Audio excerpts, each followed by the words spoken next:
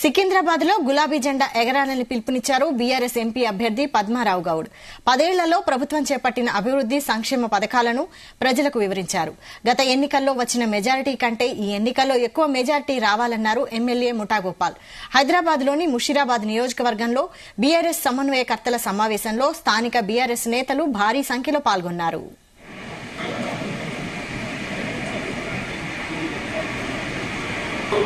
సువర్ణ గారి వేదికపై ఆమోదించారు.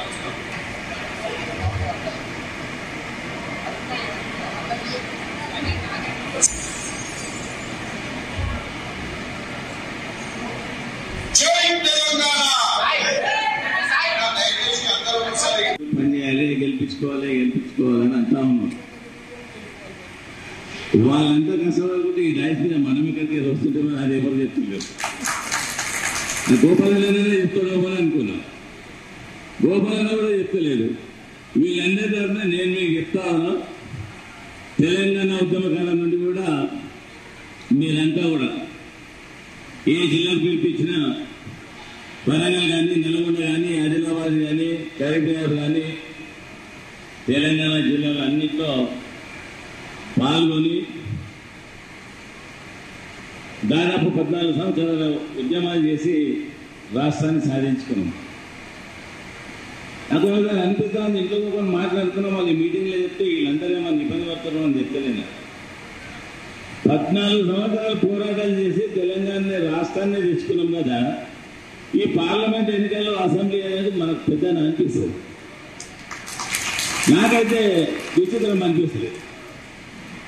ఆ ఉద్యమాల మొదట ఈ ఎన్నికలకు దానికి దీనికి అసలు పొందనే లేదు. 14 years మనం కష్టపడ్డాం అందరం, మీరు మేము నాయకులంతా అందరం. మొన్న ఈ మధ్యన కేసీఆర్ ఆమె నగరం మేయరు వీళ్ళంతా పోయి కాంగ్రెస్ పార్టీలో జాయిన్ అయ్యారు. ఒక ఇంటికి 3 పదవులు, అదే ఏం పదవులు, అత్యున్నతమైన పదవులు అవి. హైదరాబాద్ మేయర్ అంటే భారతదేశంలో ఎక్కువ దాకా హైదరాబాద్ సిటీ మేయర్. కేసీఆర్ అన్నకు మేమంతా కేసీఆర్ అంటాం, పాత్రలు అంతా.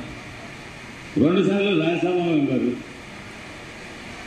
విప్లవ్ ఉన్నది, విప్లవ్ మన వెంబడే ఉన్నాడు. రోజు పత్రికలలో వస్తా ఉన్నది, సాయంత్రం ఒక న్యూస్ వస్తుంది, పొద్దున ఒక న్యూస్ వస్తుంది.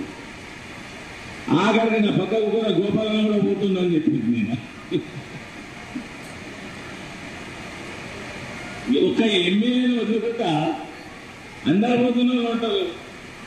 ఇది ఎన్నికలప్పుడు ట్రైనింగ్ చేసి